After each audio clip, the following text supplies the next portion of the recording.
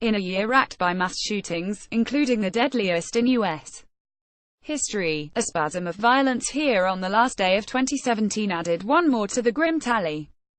4 Douglas County Sheriff's deputies responding to a noise complaint were ambushed by a gunman who sprayed them with more than 100 bullets.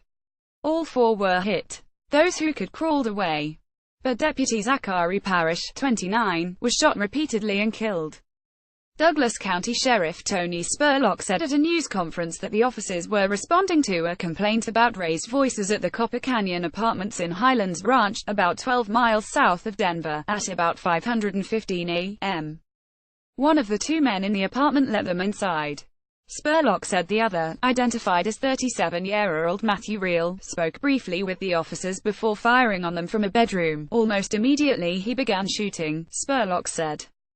They were all shot very quickly. It was more of an ambush attack on our officers. They knew we were coming. With all of the officers down, a second unit went in to rescue Parrish. In an exchange of gunfire, a 4th officer was wounded and the gunman was killed. All the wounded officers are in stable condition at local hospitals, authorities said. 2 civilians also sustained non-life-threatening injuries. Authorities said the gunman used a rifle but did not identify the type. The other man in the apartment is cooperating with law enforcement. As the sheer scope of the incident set in, an extraordinary scene unfolded.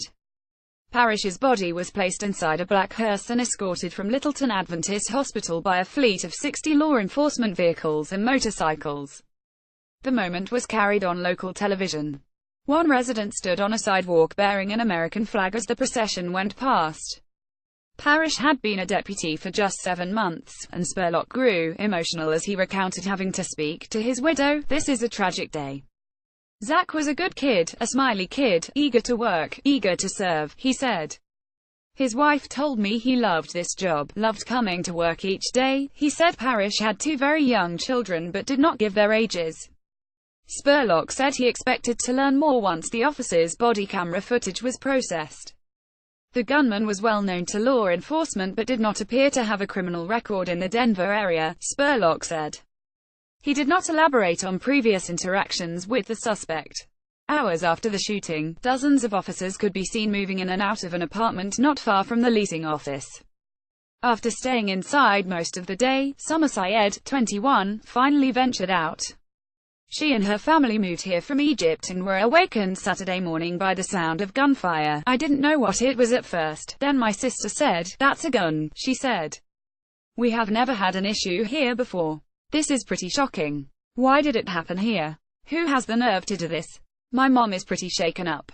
We are thinking twice about living here." Colorado Gov.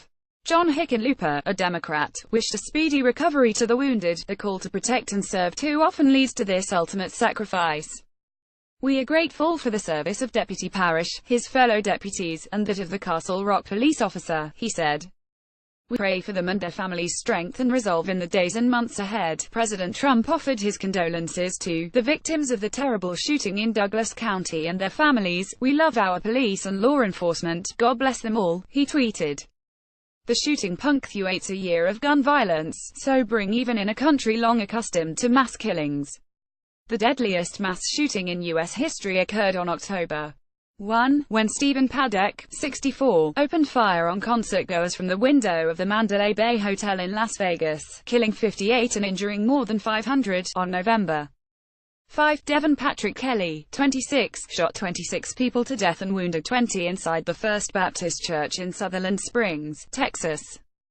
The National Law Enforcement Officers Memorial Fund reports 44 officers killed by firearms this year, compared to 65 last year. "As we prepare to usher in the new year, I hope that every single American will resolve to get involved and demand our lawmakers do more to end the gun violence that kills more than 90 Americans every day." Shannon Watts, a Colorado resident and founder of Moms Demand Action for Gun Sense in America, said in a statement after Sunday's shooting. Karen Asensio, a volunteer with the group S in Highlands Ranch, a largely safe middle-class enclave of about 100,000 south of Denver. "This tragedy happened in my neighborhood, less than a mile from my home, and feels deeply personal," she said. "It's another devastating reminder that gun violence can and does happen anywhere. It is my hope that in 2018, elected officials in our state will do more to prevent the gun violence that has become commonplace in our country. Caption. Kelly is a special correspondent. UPDATES 710 p.m. This story has been updated with the name of the gunman and new details of the shooting and information about other gun violence. 230 p.m. This story has been updated throughout with staff reporting. 129 p.m. This story has been updated with details and quotes from Douglas County Sheriff Tony Spurlock, and the conditions of the injured deputies and civilians. 1116 a.m. This story has been updated with the health status of 3 victims. 840 a.m. This story has been updated with authorities saying 1 deputy was killed, 4 others injured and the suspect believed to be shot dead. 759 a.m. This story has been updated with authorities saying they responded to a domestic disturbance this morning. This story originally published at 7:35 a.m. Donald Trump, John Hickenlooper.